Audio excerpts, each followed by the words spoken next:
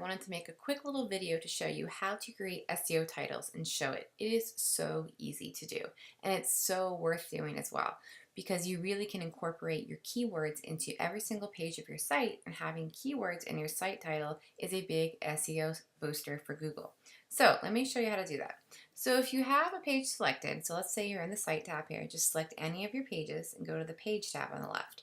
Okay, make sure that on the left you have the top of the top bar selected. So this is my home page.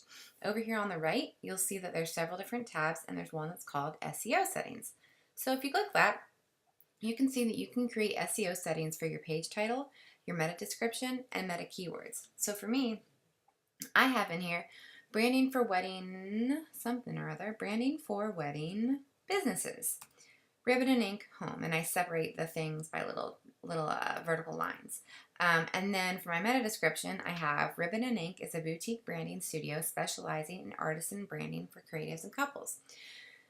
And then for my keywords, I have artisan branding, full branding for photographers, DC branding studio, and I'm probably going to add branding for wedding businesses because that honestly is my main key phrase that I use.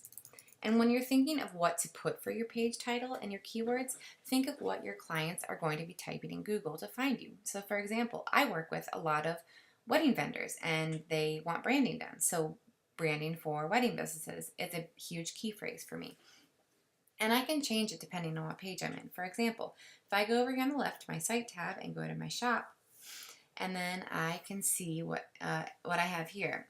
So this I just have here Photographer Welcome Magazine, but I want to add, Showit templates, one of a kind Showit sites, resources for wedding businesses. So this is very specific to this page because it's a shop, and this is more of an education thing versus branding.